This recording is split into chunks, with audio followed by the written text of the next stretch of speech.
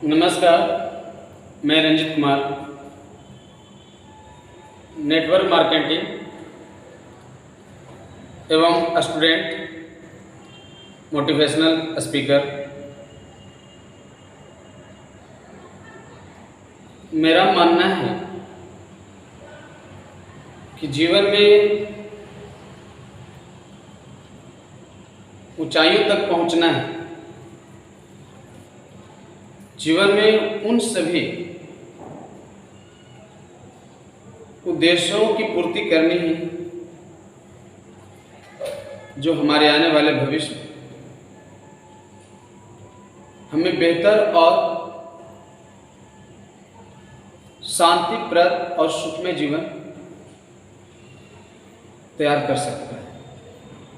तो इसके लिए सबसे पहले मैं बताना चाहूँगा कि अपने आप में धैर्य का होना काफ़ी जरूरी है। 3 बातें जो जीवन के लिए महत्वपूर्ण पहलू है। पहला है धैर्यवान बनना और दूसरा है आत्मविश्वास बनना, क्योंकि स्वयं पर फेथ कीजिए। और तीसरा है झुककर सफर करना। अब झुककर कहने का मतलब है कि अहंकार भरी भावनाओं से ना, गर्व, अपने आप पर प्राउड हो। तो एक छोटी सी उदाहरण आ जाती है कि जब हम पहाड़ों पर चढ़ते हैं, अक्सर हिंदुत्व में आस्था रखने वाले लोग को भी यह महसूस होता होगा कि जितना भी हमारे आध्यात्मिक तौर पर जो ईश्वर का नाम आता है, सबसे महान देवों में देव महादेव जी। तो अध्ययन से पता चलता है कि ये सब ऊंचे पहाड़ों पर और पर्वतों पर अपना आश्रय रखे। तो होता क्या है कि उनसे दर्शन करने वाले लोग जब पहुंचते हैं तो वहां तक जाने में, पहाड़ चढ़ने के क्रम में क्या होती है, झुक जाना पड़ता है। ऐसा शरीर का संरचना होती है, शरीर की बनावट ऐसी होती है कि आगे की ओर झुकते ही हमारी मंदिर का जो गेट होती है वो क्या होती है, छोटा बनाया जाता है ताकि मंदिर के अंदर प्रवेश करने वाले श्रद्धालु भक्तजन मंदिर के अंदर झुककर प्रवेश करें। तो जीवन में झुकना और सफर के अंतिम शिखर तक पहुंचना लाजमी है हमारे जीवन का। तो धैर्य से काम लीजिए। मैंने अभी झुककर रहने की बात बताया। जहां धैर्य की बात होती है, धैर्य रखने वाले को हर कुछ मिल सकता है। पढ़ने वाले विद्यार्थियों को भी धैर्य के साथ पढ़ना पड़ता है। बिजनेस धंधा करने वाले को धैर्यपूर्वक बिजनेस को संभालना पड़ता है। आपके रास्ते में अनेकों तरह का लोग मिलेंगे, आपको हर तरह से पछाड़ना चाहेंगे। आगे आप बढ़िएगा तो लोग आपसे घृणा भरी नज़रों से देखेंगे, किंतु घबराएं नहीं। इससे और आपको सबक लेनी चाहिए और आगे बढ़नी चाहिए। धैर्य का मतलब क्या होता है, मैं एक छोटी सी कहानी के माध्यम से बताना चाहूंगा कि एक बार की बात है कि एक जंगल में एक हिरण भटक गया। हिरण जब भटक गया तो उसे काफी प्यास लगा, तो एक पेड़ के नीचे वो बैठ गया और पानी का छानबीन करना शुरू किया। तो कुछ देर के बाद उसके सामने पानी का बड़ा जलाशय दिखाई दिया। हम अपने जीवन में सीखने के लिए मतलब कई तरह की कल्पनाएं करते हैं, जिस कल्पना में आप लोग को पेश कर रहा हूं। उम्मीद है कि आप मोटिवेट होंगे। जब वो हिरन के सामने पानी का जलाशय दिखाई दिया तो हिरन दौड़ पड़ा, किंतु तट के पास पहुंचते ही हिरन को कुछ महसूस हुई और कुछ साउंड सुनाई दिया, आवाज सुनाई दिया। तो दाएं तरफ मुड़कर देखा तो एक शिकारी निशाना बनाए खड़ा था। देखिए कितना बड़ी समस्या। एक हिरन पहले तो प्यास से तड़प रहा था, पानी जब दिखाई दिया तो शिकारी भी सामने आ पड़ा। यह ईश्वर की माया जाए। यह परीक्षण का पल है और यह अपने जीवन में धैर्य और कामयाबी की ओर बढ़ने की बात है। जब दाएं तरफ घूम के देखा तो एक शिकारी निशाना बनाए खड़ा। आप सोचिए कि क्या लगा होगा प्यास से तड़पता हुआ हिरन। जब बाएं तरफ देखा तो एक शेर दहाड़ता हुआ पास आ रहा था। अब क्या रहा होगा? अब उसकी प्यास कहाँ रहा होगा? अब प्यास और उसकी जान। फिर जब पीछे घूम के देखा तो जलता हुआ आग पास आ रहा था। आप सोचिए कि एक तरफ शिकारी, दूसरे तरफ शेर, पीछे से आग, सामने में जलाशय। अब भागे तो कहाँ भागे? ये हिरन के साथ स्थितियां ऐसी बनी, प्रभु की कृपा। तो ये देखना जाए यहाँ पे कि तब स्वयं हिरन ने ठान लिया कि अब जो भी हो, ऐसे भी तो अब जान बचेगा ही नहीं, तो क्यों नहीं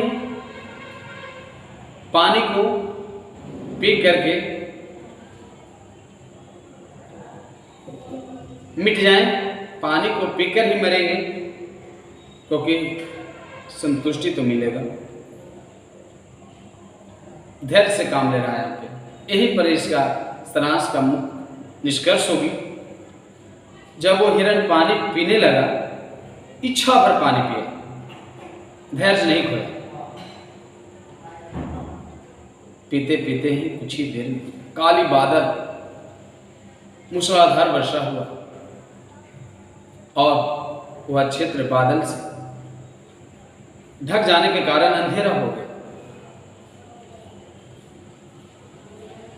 क्या हुई कि पानी के कारण आग बुझ गया और अंधेरा के कारण शिकारी जब निशाना लिया तो शेर को लगा। शेर गुस्सा और क्रोध से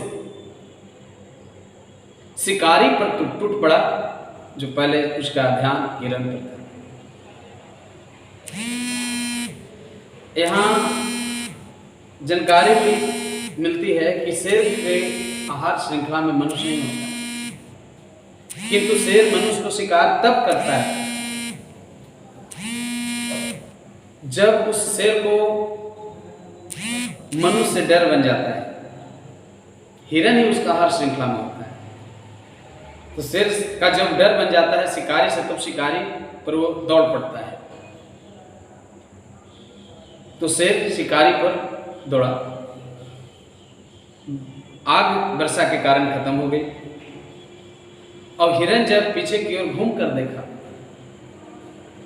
तो न तो वहां शिकारी था न शेर था, और आग वो बिल्कुल बुझ गया था। तब हिरन को खुशियों का कोई कमी नहीं रहा। तो हिरन ने महसूस किया यदि प्यास न बुझाते और हम कोई भी साइड में भागने लगते तो मेरा जान आज नहीं बचता। शेर की ओर जाते तो भी, आग की ओर जाते तो भी, जल की ओर जाते तो भी, और शिकारी की ओर जाते तो। यदि आज हम धैर्य नहीं रखते, यहाँ जब वो धैर्य रखा तो पानी भी पी लिया, जान भी बच गया।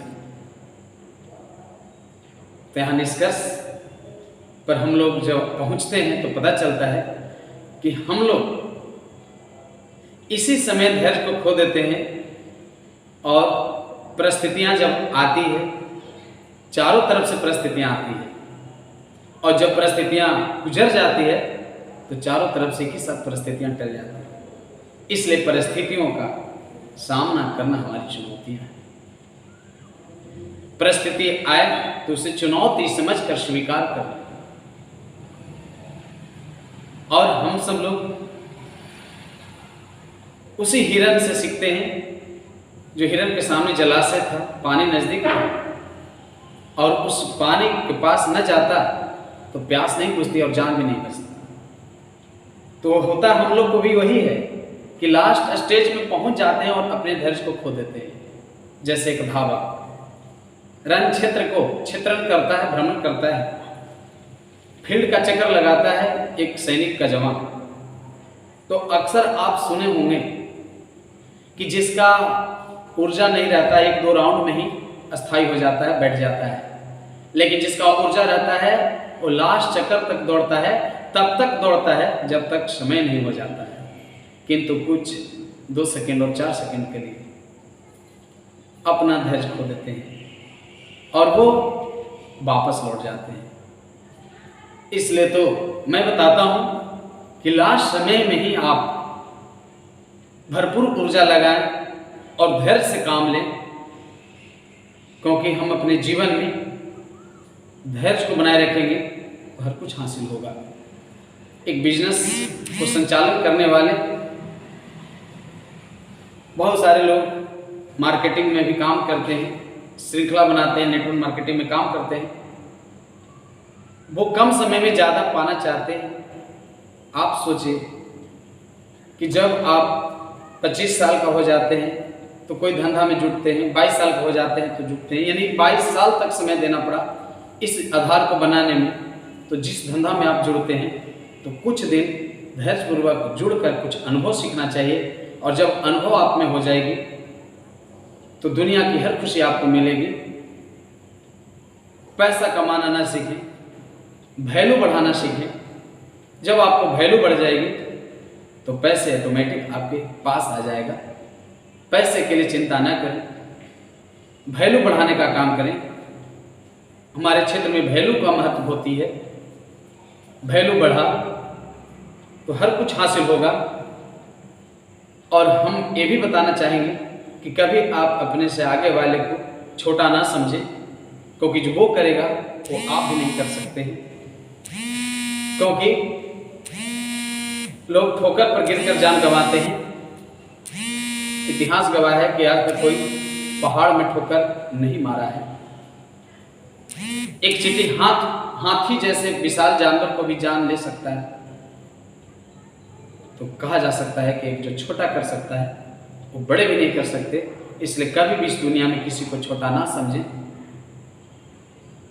क्योंकि राम जी को और हनुमान जी को, बंदर सेना को आपने बारीकी से जानते होंगे कि रावण जैसे घमंडी अहंकारी जब यहाँ इस संसार में नहीं रह पाया तो हम लोग की कंपैरिजन और हम लोग की कल्पना उस रावण जैसे घमंडी पुरुष और वैसे शख्स से करनी चाहिए जो घमंड और अहंकार में मिट गए। क्योंकि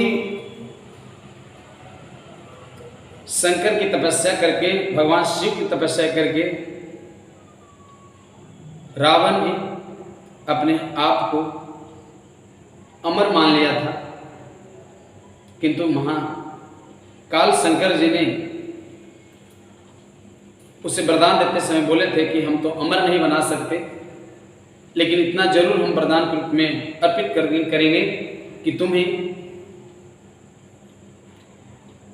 छोटा जीव मनुष्य और बंदर ही वध कर पाएगा। क्योंकि शंकर जी से वरदान जब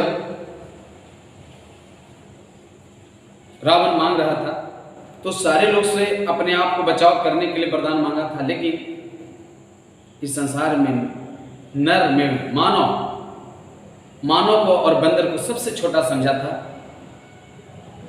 और मानव और बंदर से उसे डर नहीं थी, इसलिए इनसे बचने के लिए वरदान नहीं मांगा था। नतीजा क्या हुआ कि अंत में बंदर और मनुष्य ही उनकी सोने की लंका को और रावण के कुल खानदान नष्ट किया। तो अंतिम क्षण में जब रावण था तो लक्ष्मण को राम जी ने भेजे थे कि महापंडित रावण से तुम जाते जाते कुछ ज्ञान प्राप्त कर लो जो तुम्हें इस संसार में काम आएगा। तो ही लक्ष्मण जब रावण के पास जब गए तो ही लक्ष्मण से रावण ने कहा कि लक्ष्मण, इस संसार में कभी किसी को छोटा मत समझना, क्योंकि मैंने जिसे छोटा समझा था आज हमें वही छोटा जीव मनुष्य और बंदर ने हमें हमारे फूल और हमारा सोने की लंका को ध्वस्त किया है। इसलिए संसार में कभी किसी को छोटा मत समझना लक्ष्मण, छोटा मत समझना। जो छोटा कर सकता है वो बड़े भी नहीं कर सकते हैं। तो हम सभी को भी जीवन में इन सभी प्रसंग से सीखना चाहिए। ये सभी प्रसंग हमारे जीवन में कामयाबी की ओर लेकर चलेगा और कामयाबी दिलाने में हम योगदान रखेगा। तो आज नहीं, जय हिंद।